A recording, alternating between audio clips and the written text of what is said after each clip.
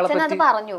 അപ്പോ ധ്യാൻ ചേട്ടൻ പറഞ്ഞ അച്ഛനത് പറയവേ മീഡിയ അത് പബ്ലിഷ് ചെയ്തതിലും തെറ്റുണ്ടോന്നാണ്. ഇല്ല, ഒരാളെ സമ്മതത്തോടു കൂടിയാണ് ആ ഇന്റർവ്യൂ എടുക്കാൻ വരുന്നത് അല്ലേ. ഇപ്പൊ മീഡിയ വന്നു, മീഡിയ വാണ്ട്സ് കണ്ടന്റ് അല്ലേ.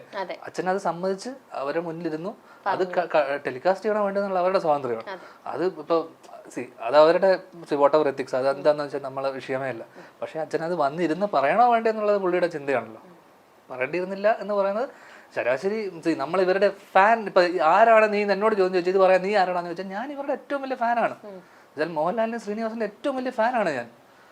അപ്പോൾ ഞാൻ ഫാനാകുമ്പോൾ ശ്രീനിവാസൻ മോഹൻലാലിനെ പറ്റി അങ്ങനെ ഒരു കാര്യം പറയുന്നത് എപ്പോഴാണെങ്കിലും ഇത്രയും സുഹൃത്തുക്കളായത് രണ്ടാൾക്കാർ എപ്പോഴും വന്ന് അത് ഏത് കാലഘട്ടത്തിൽ വന്ന് പറഞ്ഞാലും, പിന്നെ ഇത്രയും എനിക്ക് എൻ്റെ സംശയം വെച്ചാൽ ഇത്രയും ഹിപ്പോക്രൈറ്റ് എന്ന് അറിഞ്ഞതിന് ശേഷവും ഇവർ ഒരുമിച്ച് സിനിമകൾ ചെയ്തില്ലേ, എത്ര സിനിമകൾ ചെയ്തു. എന്നാൽ പിന്നെ ഹിപ്പോക്രൈറ്റിനോട് നീ ഹിപ്പോക്രൈറ്റ് ഞാൻ സിനിമ ചെയ്യുന്നില്ല ഇയാളുടെ കൂടെ തന്നെ തീരുമാനിച്ചാൽ പോരെ. നോ, അതിനുശേഷം ഇവർ സിനിമകൾ ചെയ്തു.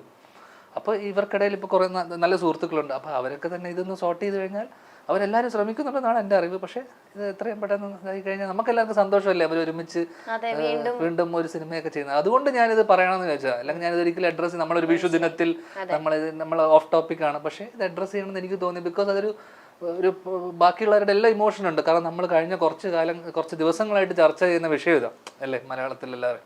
അപ്പോൾ ഇങ്ങനൊരു ദിവസം വളരെ പോസിറ്റീവായിട്ടുള്ള കാര്യങ്ങൾ മാത്രം നമ്മൾ ഡിസ്കസ് ചെയ്യുക, അത് കാണാനാണ് നമ്മൾ ആഗ്രഹിക്കുന്നത് അല്ലേ.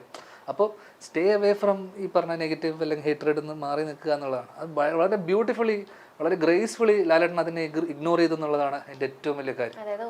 ഒന്നും റെസ്പോണ്ട് ചെയ്തു, അതാണ് എൻ്റെ. കാരണം മോഹൻലാൽ എന്ന് പറഞ്ഞ നടന് ശ്രീനിവാസനെ അറിയായിരിക്കും, അതുകൊണ്ട് റെസ്പോണ്ട് ചെയ്ത് കാണില്ല. അതാണ് ഏറ്റവും ഫെയർ.